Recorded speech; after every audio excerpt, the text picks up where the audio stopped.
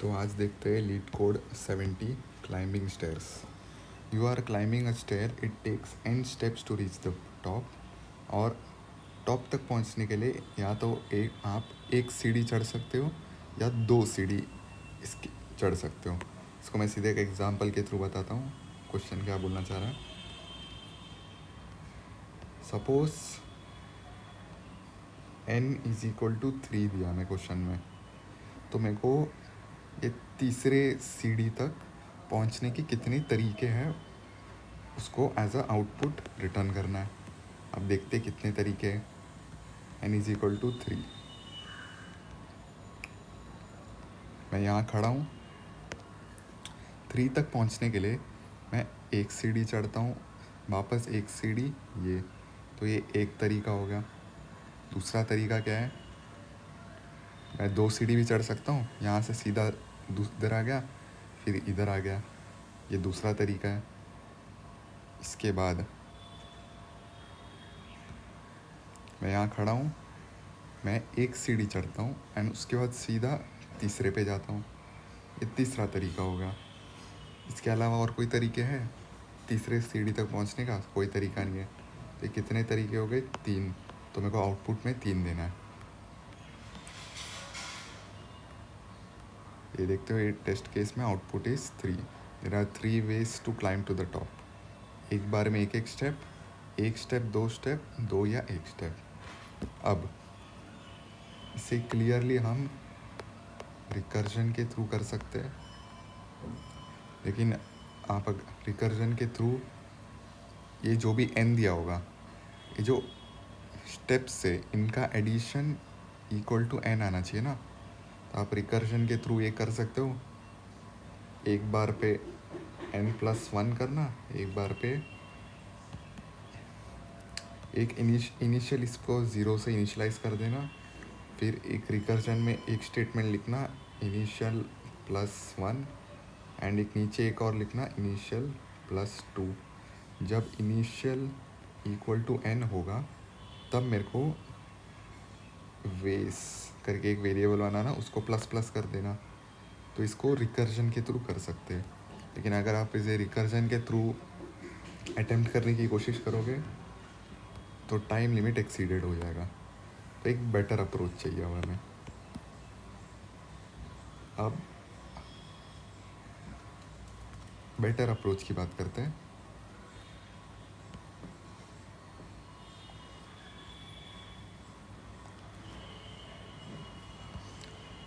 इस सीढ़ी तक चढ़ने के कितने तरीके हैं? सिर्फ एक तरीका है यहाँ तक.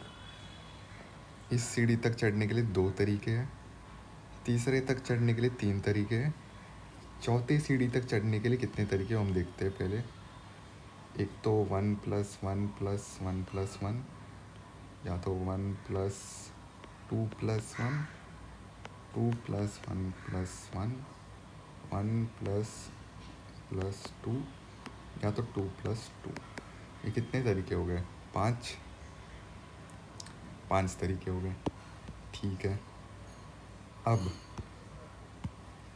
एक हिंट देता हूँ मैं. जब भी, अच्छा एक सेकंड,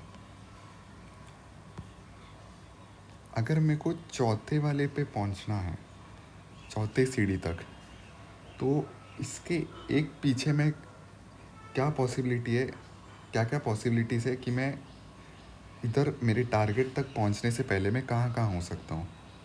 एक तो मैं यहाँ हो सकता हूँ, या तो मैं यहाँ हो सकता हूँ. और किधर हो सकता हूँ? नहीं, और किधर नहीं हो सकता. राइट.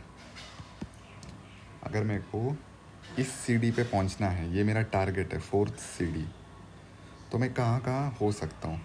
एक तो मैं तीसरे सीढ़ी पे हो सकता हूँ, या तो दूसरे सीढ़ी पे हो सकता हूँ. क्यों? दूसरे से मैं सीधा जंप मार सकता हूँ 2 का, एंड तीसरे से मैं सीधा 1 का जंप मार सकता हूँ. मैं चौथे पे पहुँच गया. तो जब भी हमारा टारगेट प्रीवियस वैल्यूज़ पे डिपेंड करता है, तो हम डायनामिक प्रोग्रामिंग के थ्रू क्वेश्चन को सॉल्व करते हैं. आप देखते, अगर ये हिंट समझ गया हो तो ट्राई कर लेना एक बार खुद से. तो अब मैं बताता हूँ कैसे करना है.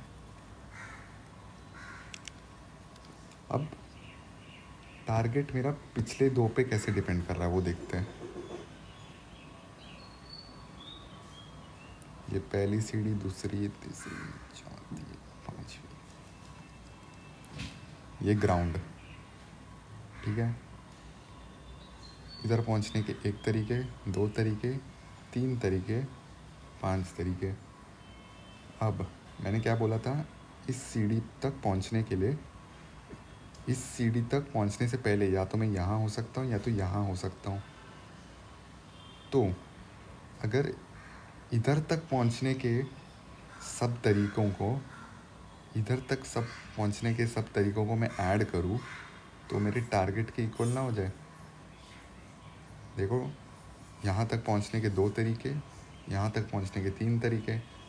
अब यहाँ इन दोनों को ऐड कर लूँ तो मैं यहाँ तक पहुंचने के तरीके फाइंड आउट कर लिया। अच्छा, अगर मेरे को इस सीढ़ी पे पहुंचना है, फिफ्थ सीढ़ी पे, तो फिफ्थ सीढ़ी तक चढ़ने के कितने तरीके होंगे। फिफ्थ से पहले मैं या तो यहाँ हो सकता हूँ, यहाँ हो सकता हूँ, या तो यहाँ हो सकता हूँ। तो मैं क्या करता हूँ, चौथे सीढ़ी तक पहुँचने के जितने तरीके प्लस तीसरे सीढ़ी तक पहुँचने के जितने तरीके, तो क्या हो गया 5 + 3 8, मतलब पाँचवें सीढ़ी तक पहुँचने के 8 तरीके पॉसिबल हैं। तो ये ऑब्जर्वेशन दिख गया। अभी इसे कोड खुद से भी कर सकते हो, या तो मैं दिखाई देता हूँ कोड। तो ये है डायनेमिक प्रोग्रामिंग। डीपी के थ्रू हमने इसे फाइंड आउट किया। डीपी मतलब क्या होता है, जब हमारा टारगेट पिछले सॉल्यूशंस पे डिपेंड करता है एंड हमें उसे स्टोर करके रखना होता है। अच्छा, अभी एल्गोरिदम बताता हूँ मैं।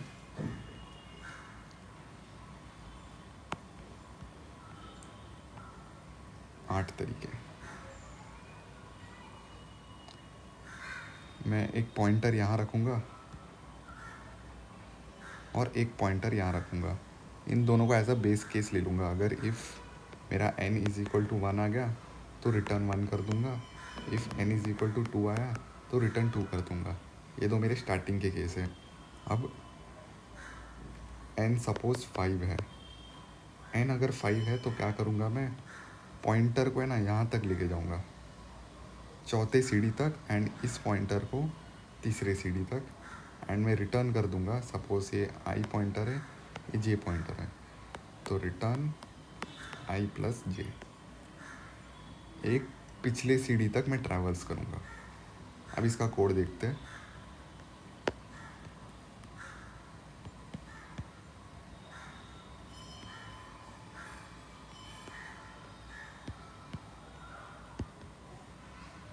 कोड में जैसा मैंने बोला, पहले हम दो पॉइंटर्स को लेंगे। ये दोनों बेस केस है। अगर n = 1 है, 2 है, तो रिटर्न सीधा 1 और 2, एंड ये प्रीवियस सीढ़ी और ये प्रीवियस का भी प्रीवियस सीढ़ी। इसका मतलब क्या है, मैं इसे डायग्राम में बताता हूँ।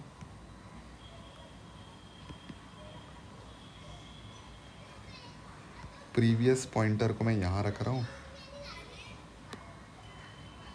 एक सेकेंड।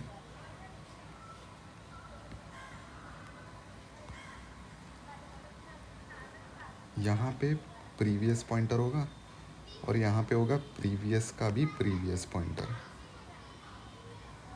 अब क्या कर रहा हूँ, मैं एक लूप लगा रहा हूँ जो 2 से स्टार्ट होगा एंड n - n-1। n क्या है मेरा 5, 5 से एक कम तक मेरे को लूप चलाना है। कि मेरे को 5 नहीं, ये मैं एग्जाम्पल के लिए n = 5 ले रहा हूँ। इसके एक पीछे चौथी सीढ़ी पे मेरे को अपना लूप रोकना है। इसके लिए n-1। टेम्प = प्रीवियस का भी प्रीवियस प्लस प्रीवियस। इसका मतलब क्या होगा, टेम्प पॉइंटर को मैं इधर रख रहा हूँ। क्यों? क्योंकि प्रीवियस है 2 एंड प्रीवियस का भी प्रीवियस 1, तो 1 + 2 = 3। 3 मतलब इधर। इसके लिए टेम्प आगे आ गया।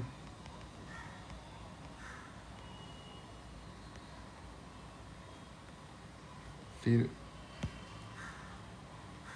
प्रीवियस ऑफ प्रीवियस को मैं इक्वल टू प्री कर दूंगा। इसका मतलब क्या हुआ, प्रीवियस ऑफ प्रीवियस को मैं प्रीवियस कर दूंगा, मतलब ये इधर आ गया। एंड प्रीवियस को एंड इस previous is equal to temp. इसका मतलब क्या होगा, इसे मैं आगे कर दूंगा एंड यही कंटिन्यू होगा। वापस से टेम्प, इन दोनों का एडिशन होगा। टेम्प टेम्प इन दोनों का एडिशन होगा, टेम्प आगे जाएगा। फिर प्रीवियस ऑफ प्रीवियस को मैं इक्वल टू प्रीवियस कर दूंगा तो इधर आ जाएगा। फिर फाइनली प्रीवियस को मैं इक्वल टू टेम्प कर दूंगा और मेरा लूप इधर टूट जाएगा। लूप मेरा इधर टूट जाएगा एंड मैं फाइनली रिटर्न क्या करने वाला हूँ, addition of pre plus previous. तो n इज इक्वल टू 5 के केस में क्या रिटर्न होगा,